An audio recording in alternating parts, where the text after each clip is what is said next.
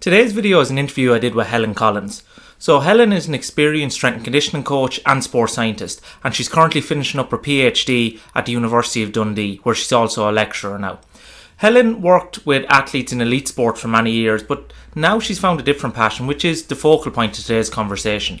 So today's interview is all about using strength and conditioning and weight training in young people with obesity to help curb obesity trends. So we talk about whether we should be introducing resistance training as part of the PE curriculum and whether resistance training has the merits and possibilities to go on and really help in a crucial way in the fight against obesity. So I hope you enjoyed this interview. If you do, maybe consider sharing this video with friends or colleagues who will enjoy it. And if you want to see more interviews like this, make sure to hit that subscribe button below. So let's get into it with Helen Collins.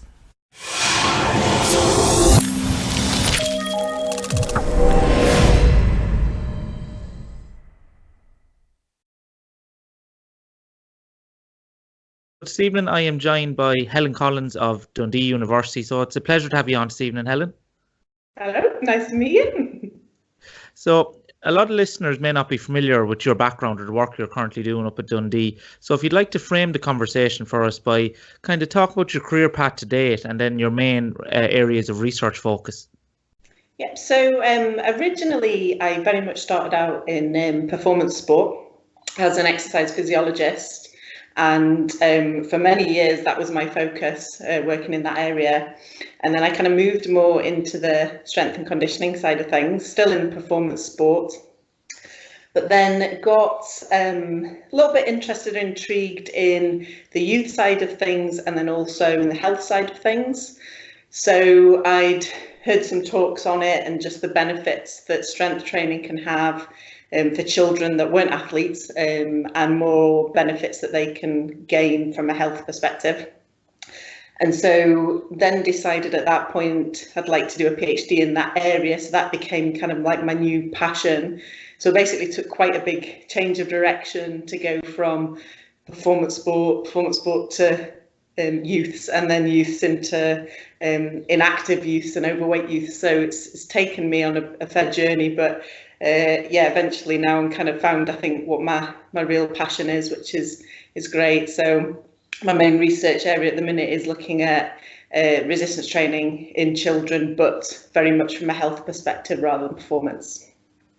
Okay, that's quite interesting, and it's always great to see someone that comes from, say, the background of elite performance in terms of strength and conditioning and exercise physiologist, and comes into research, because I think it gives a unique insight into the applied side of the research, that when someone has some skin in the game, they can construct much better studies and also apply them in the real world. But then also to bring that, as you said, into youth sport, which is interesting in the first realm, because there's a lot of controversy around whether we should engage youth athletes in resistance training. And then in the area of inactive non-athlete youths, it's probably non-existent. It's kind of a real novel area where people would never think that we should be prescribing young children that aren't athletes to start lifting weights. So I suppose it's a novel area, and one of the areas you said that it may have major impact in is obviously the obesity crisis, which we're a lot of research at the moment is focusing on. So in your opinion, what role may resistance training play in tackling obesity and inactivity in young children? So one of the first things that I've done as a part of my PhD in research is we published a meta-analysis looking at the effect of resistance training on weight status in youth, and found it to have a positive effect on body fat and skin folds, which was really a really good finding, just from supporting what we were trying to do. And so based on that, looking more kind of into the mechanisms behind it a little bit, especially when you're dealing with younger children, it's very much a case of trying to give them an option of an activity that they enjoy doing and they'll adhere to, that will help them move more. So it's just another option to help improve their activity levels. So for example, a lot of the time it's very much aerobic focus, but there's a lot of benefits for this population from a strength side of things, purely from what they like to do and enjoy, and what they get a lot out of. And so it's giving them another option. But the thing that I think behind it is because they're younger children, it's not necessarily due to, increase in muscle mass. It's purely, I think, more of an energy expenditure thing. So we are getting them doing activity that they weren't doing before. And that's why I think it's had an effect on their weight status. So obviously older children's a little bit different, but we're dealing with slightly younger age group. And so I think it's giving them an option to go, actually, you don't have to run around, get really sweaty, be embarrassed during PE. We can give you something different that you might really enjoy, really thrive on. And that seems to definitely be the case from a follow-up study that we've done. We're definitely getting that kind of feeling from them.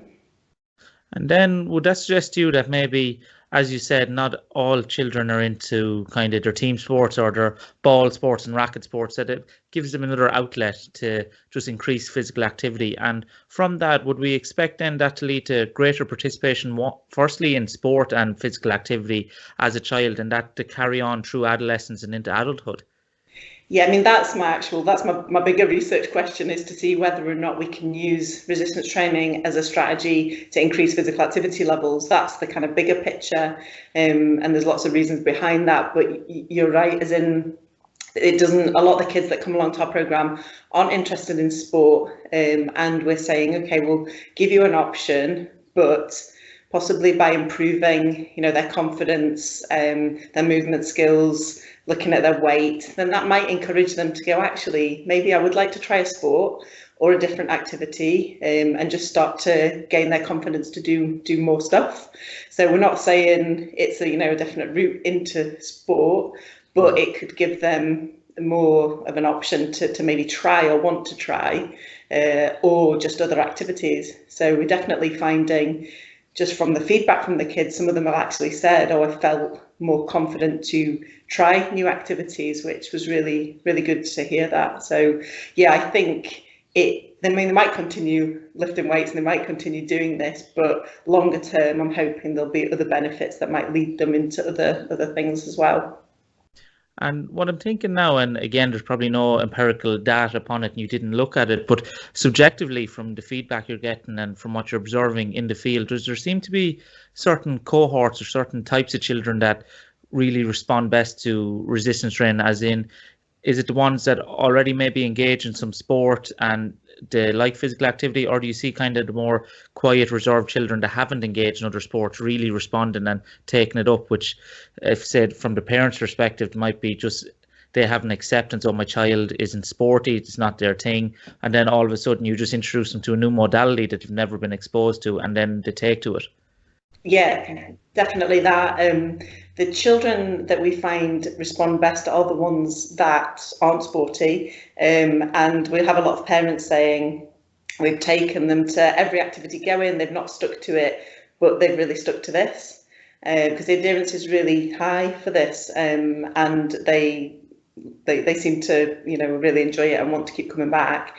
And so it tends to be the kids quite often that are more active, that maybe don't quite have the focus for the kind of activities that we do, because we're talking 8 to 10 year olds in my research anyway, and so some of them I'm kind of like, they're not quite ready for this, or they're just not the right kind of kid. They actually want to be out running around and doing more of that kind of activity, whereas the kids that maybe are less active or overweight and just haven't really found their thing, have suddenly come in and gone, oh, you know what, I can lift stuff, this is pretty cool, and just kind of gain that confidence really quickly. So I think I'm kind of appreciating that it's not necessarily for every kid.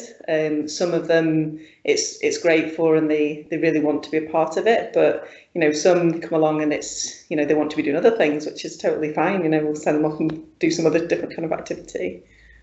Yeah, and I suppose what we should do is kind of define, when we're talking about, as you said, these are majority prepubescent children, 8 to 10 years. When we're saying that we're introducing them to resistance training, I suppose in people's heads that can be a lot of different images. So if you kind of define what we mean, are we having kind of a miniature pump and iron kind of thing going on with these little Arnies, or what way are you setting up? What form of resistance training is the majority of them engaging in?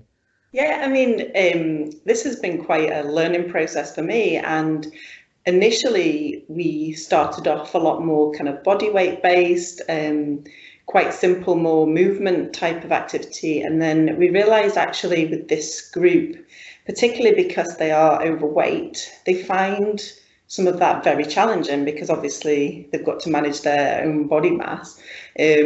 But when we went, right, let's try it, actually, let's get them lifting, let's see, you know, if they can do this. And they just really took to it. And so these guys do deadlifts, squats, presses, like it's, you know, it is lifting. And don't get me wrong, it's not huge weights, but that's the thing that suddenly switched them on.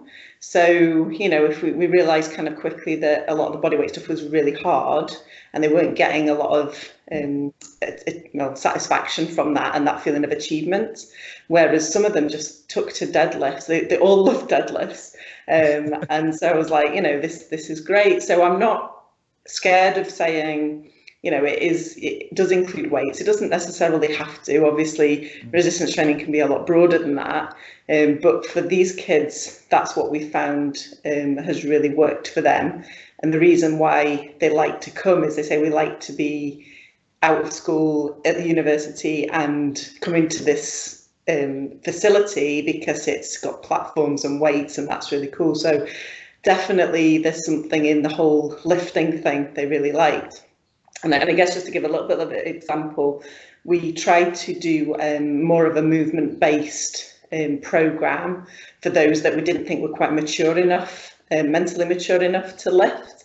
And every time they came in, they were like, "Oh, but we really want to lift the weights," and we just lost them. They just weren't as engaged in it. And I thought, okay, this is quite interesting. Just from we've tried to tailor it more for them, but actually it was the lifting that they wanted to do. And when we took that away, they were like, no, we don't like it. So yeah, definitely, I think the weight side of things is quite key, particularly for the group that I'm working with. And within those groups, obviously a lot of children, I think people can often underestimate the strength and resilience of young children in that kind of capacity. What are, say, would the average intensities the group is working at? Are they, in terms of, you said it's not that heavy, but often I know in these youth groups, you see children that, yes, it may be only 30 or 40 kilos on the bar, but they only weigh 30 or 40 kilos, it's body weight. So when you look at it relative, they're quite strong and working at high intensities. Yeah, very much so. And they've actually, like, for a long time we've worked on technique, and that's the key thing. And we're very much, you know, until you've got it nailed, we're not putting weight on, and we've gradually improved it. And actually we did as a part of the research that I've done, we've done a 10-week intervention, and towards the end of it, some of them were definitely starting to approach their body weight for how much they could deadlift, which was really quite impressive. And so, especially when they are overweight as well. So yeah, it's not particularly light. We started off light, but over 10 weeks to see the amount of weight go on has been, you know, I was really surprised at how much they could do.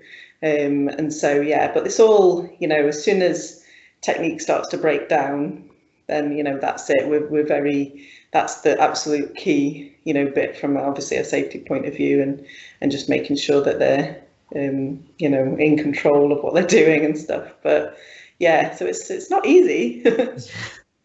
And I suppose that's one of the elements in it, that they actually feel like they're achieving something and they're pushing themselves. And you say that there's high level of adherence within this group. So a group that maybe before have failed in participation in other sports, and this has maybe led to the becoming overweight status. So what do you believe was the main drivers behind adherence in this group? What is the kind of the culture of this group that led to such high participation levels and such high retention levels? I did some focus groups with them afterwards just to dig into this a little bit more, because obviously I'm trying to grow it and I want to know what does make them come back and why they do enjoy it. And so it was quite interesting how we're quite a small group. So we've only got 6 in the group, and that's actually quite nice because they get a lot of attention. It's very individualized. And and they've developed quite a strong bond as a group. So they said, it's because I made friends here, and there's a definite support from the group. So they're really encouraging of each other. And so, we've got a PB bell, and every time one of them rings it when they get a PB, everybody, it's really encouraging from everyone else. So that was a key thing. And all of them just say, we just really enjoy the feeling of getting stronger and lifting weights. And so each week they go, we just want to come back because we want to lift more. And that's, I guess, that sense of achievement side of things. And they just say, it's something that they've never done before. It's different.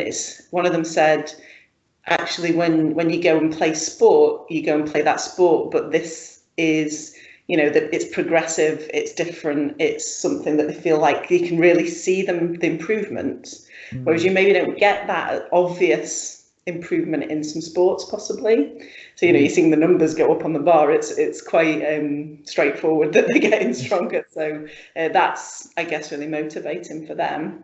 But yeah, loads of really positive reasons of why they do it. And that's really shaped for me. That's been the biggest thing for me about shaping the programme, is making sure that these kids really enjoy it and they want to keep coming. And so I've kind of been tweaking it as I've been going to make sure that that's the case, which it seems to be so far. Fantastic. And within that, I suppose at the beginning, was there much hesitation or pushback from the parents of the children when you said, I know we were using movement-based stuff, but now we're going to use squat, deadlift, bench press, these kind of things. So we know that from cultural perspective, maybe the older generations have this stereotypical view of weightlifting and bodybuilding in their head. So did you get much pushback from the parents? No, because I think obviously these parents were on board. So they brought their kids along because they already kind of believed that it would be of benefit. So we did a kind of taster session where the parents could come and see what the kids were doing. And I explained to them all the benefits and, why we were doing it. And so they were all, super enthusiastic. But yeah, I don't know if I think about trying to target those that would have reservations about it is trickier, because I've just kind of advertised my research project. I've gone through the schools and a few of them have come forward, but I don't know what it would take to try and change the mind of those that maybe weren't buying in so much. And I think it is like you say, it's just this negative perceptions that you hear about that, it's just all the time, and probably a little bit less so in performance sport with youth, but you still do get it. And so trying to find ways of avoiding or trying to battle against some of these perceptions is quite hard. And I'm hoping that at least if I can get some decent, positive research out there that really says, look how much this can benefit kids, and really use that and profile it, hopefully we'll start getting the messages across. But definitely, I think links with the schools and them promoting it, and I think that will help get the message across to a bigger range of people about why it's a part of the physical activity guidelines. Resistance type exercise is in there. Yeah, it just seems to get forgotten about or dismissed, and it's very much about aerobic type of activity. So somehow that needs to be a stronger message to say, well, actually, this is in the guidelines. It should be done. It should probably be done through schools if it's a part of the guidelines. So hopefully over time we can chip away at it. But I think we've got quite a way to go as yet. Yeah, 100%. Because unfortunately, kind of culturally, we do see resistance training and bodybuilding and all this kind of thing being synonymous with hardcore bodybuilding and steroid use and all these kind of stereotypes. But hopefully research like yours will overcome. And I suppose from a participation perspective, engaging in this resistance training, I imagine you see much lower instance of injury compared to other sports. Say if children are engaging in soccer or rugby or racket sports, we tend to see scrapes and grazes. In terms of the resistance training, I imagine, and correct me if I'm wrong, do we probably see low instance of injury rate? Yeah, I don't think we've had anything. I think we had one drop dumbbell on a foot once, but apart from that, I think that's the thing that I guess is the frustration of trying to get the message across, is that, you know, parents are happy to send them off to all these different sports, but for some reason resistance exercise is seen as risky. And I understand that it's possibly based on, it needs to be a very well supervised activity. It needs to have appropriately qualified coaching. And so, yeah, if you do pick up weights and start throwing them around, yeah, it's likely that, you know, you would injure yourself. And I think that's possibly whether some of the perceptions come from, just from not having, properly supervised sessions and just kids, trying to pick up weights and see what they can do.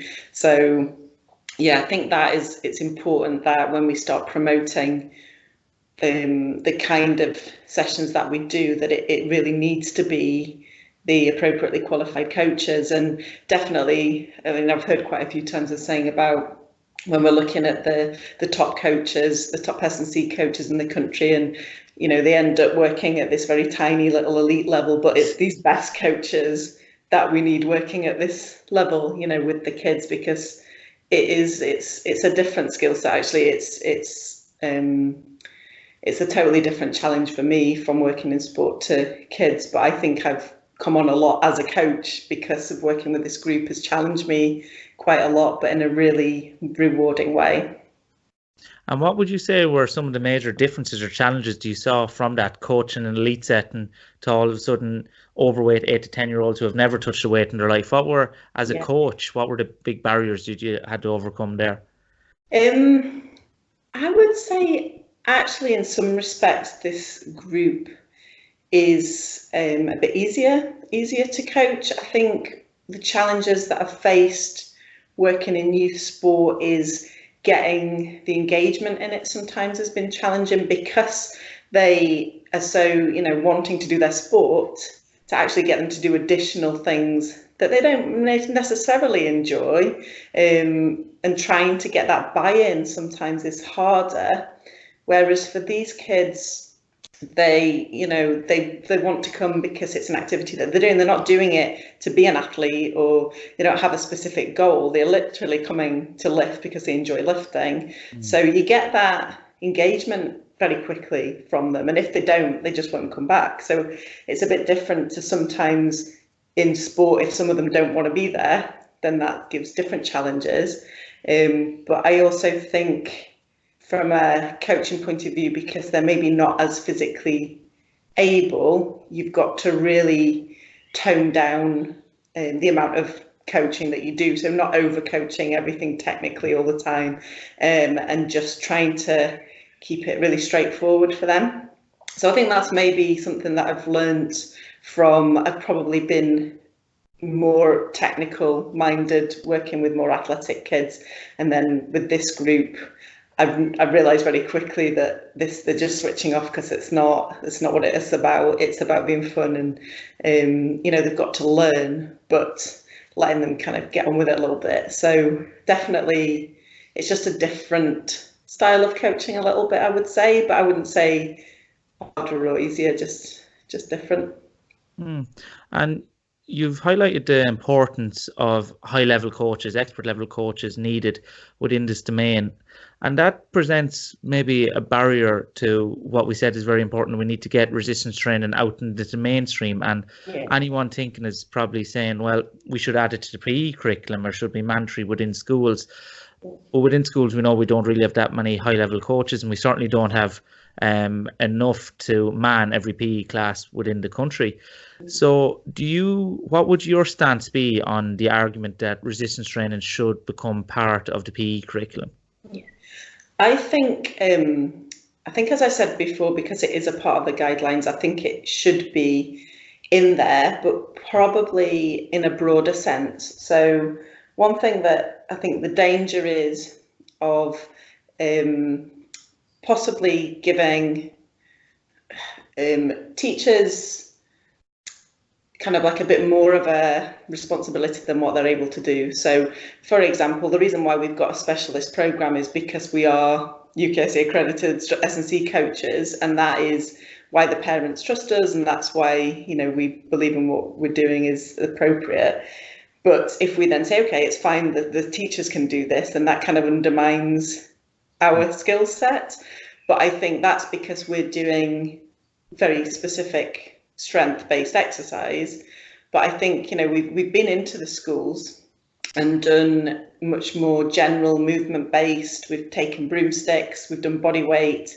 So I think for general classes, there's a lot more, maybe more kind of movement skill-based strength work that definitely could be implemented, which is probably more relevant to a general population. Whereas I think what we're doing with the population we're working with the overweight and inactive, I think that's slightly different and a bit more specialised.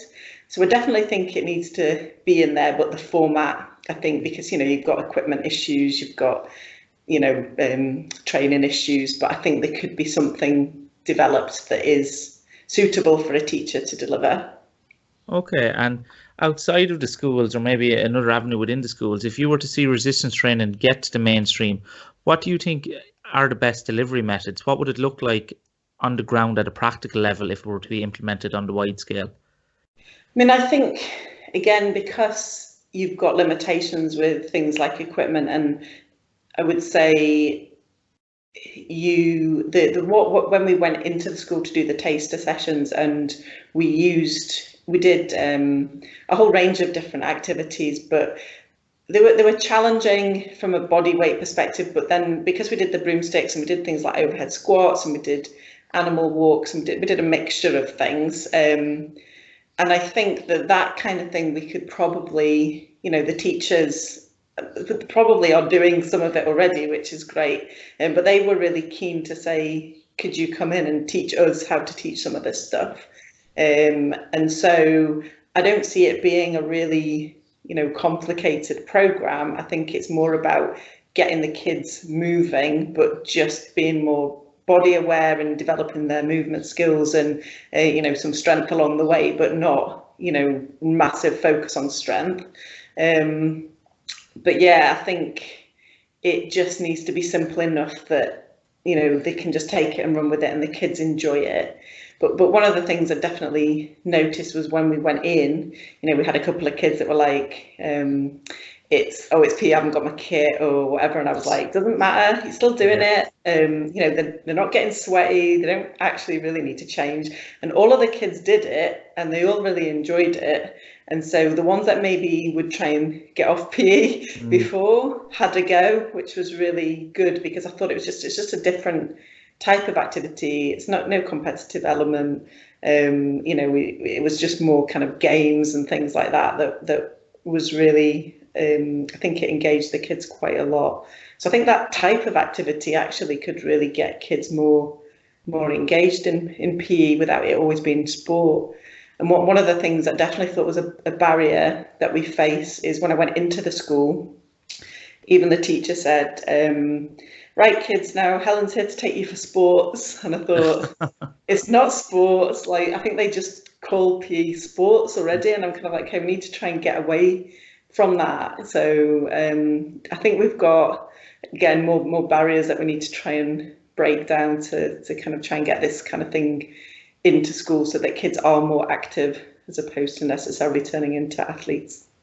Yeah, and as you say, in order to do, say, weight-based training, we need these specialised coaches, but within the schools we can't do that. So any form of exercise, as we know, if they're at a baseline of 0, anything above that's going to have positive effects. So it doesn't need to be complicated. And for, say, coaches listening to this podcast now, Helen, who work with, they have their own powerlifting groups or weightlifting clubs or whatever, and they may be considering adding in a kind of youth class element or that, what would your advice be and considerations of running a successful youth-based resistance training class and developing a culture there? I think gaining links with the schools is really important, because that gives you your kind of recruitment area to go to. But I think actually doing it as a part of your facility is what is a selling point. So we'd originally kind of gone to the schools to think we could deliver something, but I think actually if you have a facility, I think it's a great environment for kids to come into. And one of the mistakes that we also made was I tried to make our environment child friendly. So it was very bright and colourful and soft and trying not to intimidate them. And that didn't work because I think the message was confusing. I think they came in and they thought it was all fun and games, and it is, but it's a lifting environment ultimately. And when we moved away from that, when actually you're here to lift, we've now got platforms, we're making it a bit more serious, that's when they kind of switched on. So I think if it is somebody that's working in a weights facility that looks like a weights facility, I think that's actually a really great environment for children to come into. And we just have a range of equipment. So we have, a lot of lighter stuff, and we do things with bean bags and broomsticks and stuff like that. So I guess as long as you've got that kind of kit as well. But I think from a coaching point of view, I think the not over coaching, but making sure that they're safe. So you are very, very strict on technique, and just actually really developing the relationships with the kids is really important, as it is with anybody. But I think if you're dealing with kids that maybe aren't as active, they want to come along because they get on with you and it's fun and they enjoy it. And so I spent a lot of time really getting to know these kids as well. So it's possibly not hugely different to other kind of coaching that people do anyway, but I think it's just tweaking it as you go along to make sure that the kids are engaged in it, really. Yeah, and I suppose, I know if I was doing it myself, you probably have to make that mind shift that if you've been working with adults and even youth athletes, that you're kind of getting away from that athlete mindset, that you're not training athletes as such, you're just facilitating kids coming into train just for the enjoyment of training it. So if they're not following a linear progression, it's not the end of the world or that kind of thing. They're just there to move around through the medium of weight training. Yeah, I mean, they've still got to have progression so that they're motivated to keep going. But this is where it becomes a little bit tricky, because there isn't a competitive goal or they are lifting just because they enjoy it, but I don't know how long that will keep going as a motivation. So we need to try work out what makes them tick, and what does drive them, so that we can keep them engaged in it, because I don't know how long they'll just want to keep lifting for. Some of them are maybe hinting towards the weightlifting as an actual sport, and they actually have started to really naturally take to some of the moves, and we've gone, okay, this is a possible avenue that we could look at, because then that would give them a bit of a goal to work towards. So yeah, I think it is different to working with athletes for that reason. And where do you see the future research then going in this area? What do you see as the kind of the questions you want to see explored and expanded upon in this area? I mean, for me, there's very limited research on the health side of it. We've started to dig into it a little bit more, and my main study of my PhD that we've looked at, we've looked at weight, we've looked at self-confidence, we've looked at movement skills and physical activity levels, and we're trying to build a picture to say if resistance training can impact on these factors, and hopefully kids will become more active in the longer term. But there's like little pockets of bits going on, but a lot of it still is still related to athletic populations. So we need to try and increase the research more on how SNC can really have an impact on this different population, which I think opens doors as well for young coaches coming through, because it gives us maybe a different avenue, a different area of interest. I think it's really important that it is quality coaches delivering this. What I wouldn't like to see is them diluting some of the qualifications to say, well, we'll keep the high-end coaches for performance sport, and then you can, if you're learning, you can maybe work with the health side of things, which is not what we're saying. We're saying actually it's really crucial that the coaches working with these groups are a really high standard. Yeah. And I think even from, I know the two of us being involved within the SNC world, we understand the struggles of a lot of SNC coaches who have no secure employment or end up leaving the field. So again, this could be a new emerging area that gives a lot of employment and meaningful and engaging work for SNC coaches. Yeah, I mean, absolutely. And I think that is, for me, important from when we talk to young SNC coaches coming through, and it's very much this: I want to work in elite, I want to work with athletes, I want to work in performance sport, and I'm actually finding it difficult to find coaches who are interested in what we're doing. And I think it's mostly just a lack of understanding or experience of the area and how actually rewarding it is, because I was the same when I was younger. I was very performance focused, and I just wanted to work with athletes because that sounded really exciting. And actually having gone on the full, I really did, I enjoyed working in that environment, but I definitely find now it's much more rewarding working with the groups I work with now, and it's taken me a long time to find that way.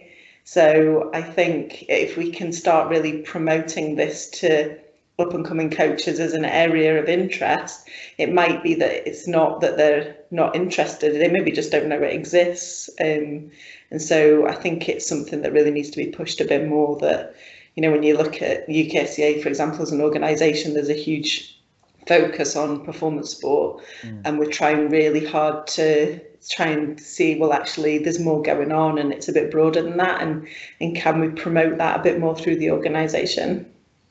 Yeah, and I think even from a coach development perspective, I think the challenge of bringing a group of, as you say, 8 to 10-year-old children and getting them proficient in resistance training is a great challenge for any coach. And if you can do that effectively within that group, it's going to enhance your skills very much as a communicator, as both visually and verbally, to get across your message to these kind of children. That's going to really enhance your capabilities as a coach if you do go on then to work up the chain in elite sport.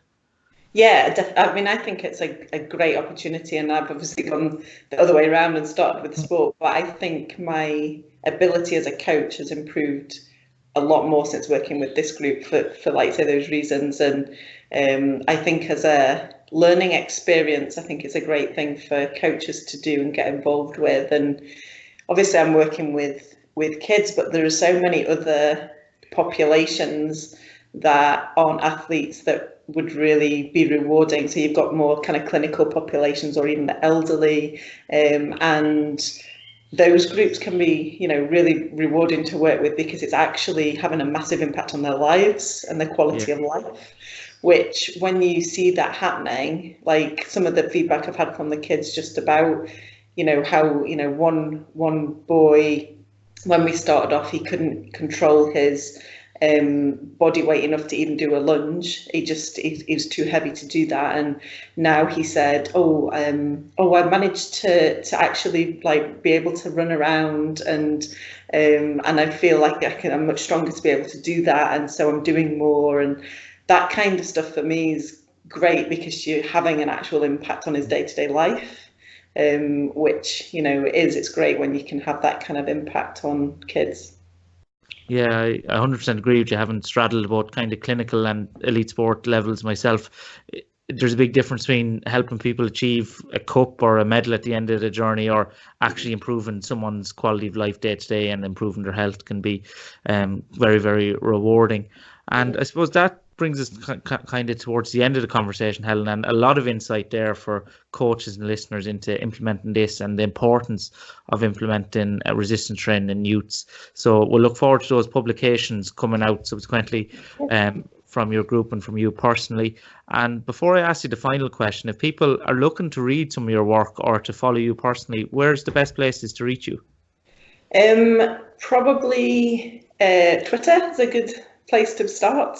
So I quite often post any of our kind of research findings and things that we're doing with the kids, and sometimes just ideas of what you could implement in a session. So that's probably a good place to start. So we've got publication actually coming out very, very soon. It's been approved, it's been proved. And so that one is looking at fundamental movement skills and the effect of resistance training on that. So that is coming out soon. And then obviously we'll have our main study findings. But yeah, I think Twitter's probably the best place to go. That's perfect. So that brings us to the end now, and the last question that every guest gets asked, Helen, and that again doesn't have to be in relation to your research or anything like that, and that is, what would you say is the biggest mistake you've made to date, or the biggest learning experience you've had that has kind of changed the way you approach either your career or your outlook on life as a whole? Yeah, I suppose in a way I've kind of covered it, but for me, I think probably the whole being a little bit too narrow-minded with regards to wanting to work with athletes and performance. So I wouldn't say it was a mistake. I think it was a learning thing for me.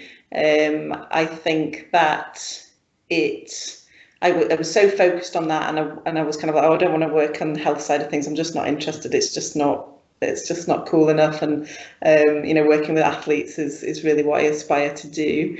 But I think that shift to the health side, and probably as well not maybe getting into a PhD earlier on, it was probably a good thing. So I think because I was involved in sport and there wasn't something that massively got my attention, or I thought I really want to research that, I think I probably spent a lot of time maybe in the performance sport where I could have maybe earlier taken the leap to health. But then, I'm, almost finished my PhD, and I'm going to be 40 this year. It's taken me that long to get here. But I think that journey's given me a lot of skills along the way to then now I've gone, oh, right, actually now this is what I'm really passionate about. But yeah, I think I probably should have been a little bit more open-minded to the broader field rather than just being quite focused on one thing. That's a brilliant answer, and something that I think all listeners will be able to take some perspective and value from. So it's been an absolute pleasure having you on the show this evening, Helen. Thanks so much for giving up your time and giving us insight into your world. Thank you very much for having me. It's been really nice to chat about what we've been up to.